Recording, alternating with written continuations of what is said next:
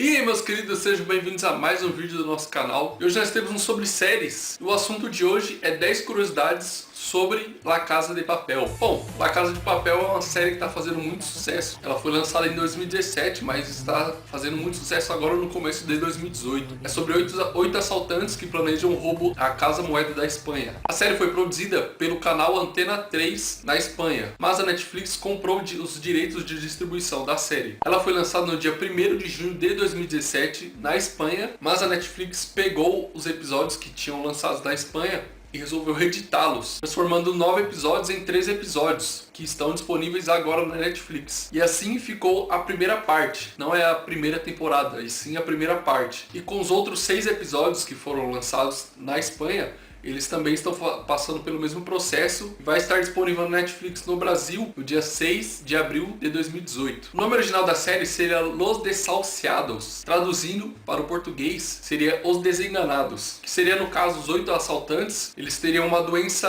terminal, digamos assim. Eles teriam uma doença que não tem cura e todos eles iam morrer. E nisso, eles sabendo que iam morrer, eles decidem se juntar para assaltar a Casa da Moeda, já que, se eles fossem presos, eles não iam viver muito tempo na cadeia, né? Porque eles iam morrer porque todos têm uma doença, né? Mas eles resolveram não usar essa ideia no roteiro original. Antes de ser filmado o primeiro episódio de La Casa de Papel, o roteiro passou por 52 versões para chegar no roteiro final. Ou seja, eles queriam que o plano sobre o assalto à Casa da Moeda da Espanha fosse um plano perfeito. Por isso eles ficavam toda hora mudando o roteiro, porque eles achavam erros, encontravam pontas soltas. Eles queriam que realmente o assalto fosse um assalto perfeito, tanto para o público que está assistindo e tanto para os atores, né? Então, tudo que estava de errado eles reconstruíam e criavam outro roteiro. Por isso teve que passar por 52 versões até chegar à versão final, que é a que está sendo exibida agora. O primeiro episódio, eles mostram o plano, os personagens, e é muito bom. O professor tem uma mania muito engraçada, digamos assim, que ele, toda vez ele arruma o óculos, ele primeiro com o polegar e depois com o dedo indicador. Isso não estava escrito no roteiro,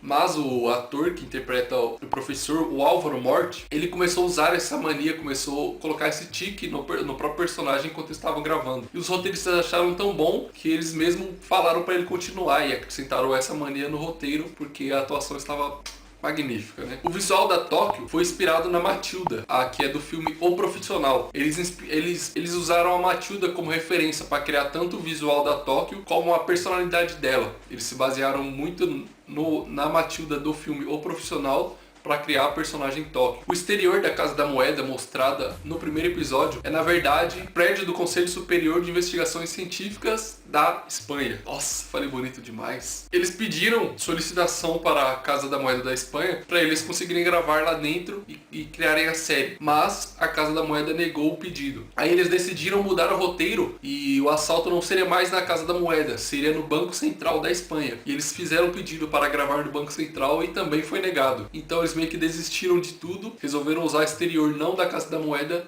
mas sim do Conselho Superior de Investigações Científicas, que é um pessoal que faz pesquisa sobre tecnologia e outras coisas mais. E eles usaram o exterior desse prédio e as gravações internas eles gravaram em estúdio mesmo. As máquinas de produções de dinheiro que aparecem nos episódios são falsas, é óbvio, né? E as cenas foram gravadas na redação do jornal ABC, que é um jornal muito famoso na Espanha. Como eles têm uma máquina de imprimir jornais, eles usaram as máquinas da redação do jornal ABC para imprimirem os dinheiros, e os dinheiros são imprimidos em papel jornal, que é tudo como se fosse um jornal, só que na verdade eles colocaram para imprimir dinheiro, né? Os nomes da cidade dado pelo professor para todos os personagens são na verdade parte do plano, como por exemplo, tem um momento da série em que eles usam o plano Valência, que também Valência é o nome da cidade na Espanha. Ou seja, ele usa pretexto de vários nomes, cidades, como partes do plano. Essas são cidades, então todas as peças são cidades usadas. Como por exemplo o bar que ele sempre vai, que ele sempre frequenta, se chama Hanoi, que é a capital do Vietnã. Então todas as cidades do mundo basicamente estão no plano do professor.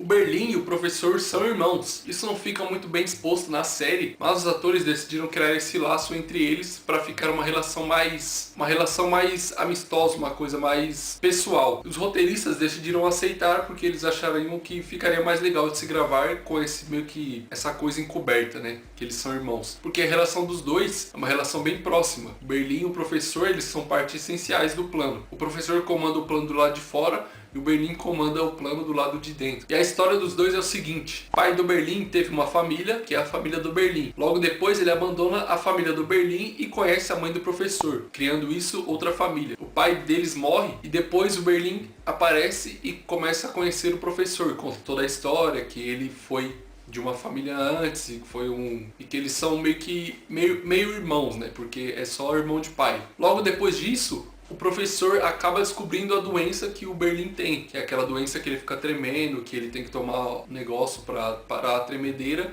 e que é uma doença sem cura, que ele tem poucos meses de vida. Eles viajam para a Rússia para tentar um experimento para curar a doença do Berlim, só que acaba não dando certo. Eles acabam aprendendo russo, tanto é que o professor fala em russo várias vezes na série e o Berlim também. O professor fala com aquele cara do ferro velho, eles acabam conversando em russo. Agora aqui é um pouco de spoiler, mas não é nada muito grave não. Não vai afetar o seu desempenho na série, tá? É só, eu vou contar os nomes verdadeiros dos assaltantes. Como eles são chamados por nomes de cidade, às vezes o nome verdadeiro passou despercebido por você e alguns não foi falado ainda na série. Da Tóquio e do Rio foram descobertos logo no começo, quando eles vacilam com a Alison Park e acaba o celular pegando o rosto do Rio. Eles descobrem a identidade do Rio e, consequentemente, da Tóquio, porque eles andaram juntos. O da Tóquio é Silene Oliveira e o do Rio é Anibal Cortez. O do Berlim é descoberto também logo depois que o professor acaba expondo ele, colocando o botão no carro. A polícia descobre através do DNA e acaba descobrindo a identidade do Berlim. Ele se chama Andrés de Fonollosa. O professor é várias vezes chamado pelo Berlim pelo nome verdadeiro, que é Sérgio Markin. O Moscou e o Denver, como eles são pai e filho, eles acabam falando também o nome verdadeiro quando eles transigem entre si. Olha só que palavra bonita. O Moscou se chama Augustin e o Denver se chama Daniel Ramos. É um nome bem brasileiro, né? Não é tão espanhol assim. Eu acredito que não seja, né? Mas vai que é espanhol e eu tô achando que é brasileiro, mas deixa pra lá, né? O Oslo e o Helsinki também são irmãos e eles acabam falando o nome em russo quando eles conversam entre eles. Agora já é um pouco mais complicado porque é russo, né? O Helsinki se chama Yashin Dayoev e o Oslo se chama Dmitry Mostovoy. É bem complicadinho, né? Porque é russo, mas consegui falar, tá certo. O da Nairobi é o único que não é falado por nada, por ninguém, porque ela é a única que segue a merda do plano. Desculpa aí que eu fiquei meio exaltado, mas tá bom, né? Ela é a única focada no plano realmente e por isso que o nome dela acaba não vazando assim. Dá pra ver nos créditos lá o nome verdadeiro dela. Ela se chama Agatha Jimenez. Então, meus queridos, esse foi o vídeo de hoje. 10 curiosidades sobre La Casa de Papel. Se você gostou, dá um like, se inscreve aqui no canal. Então, meus queridos, esse foi o vídeo de hoje. Muito obrigado por assistiu. É nóis, valeu, tamo junto. Fui!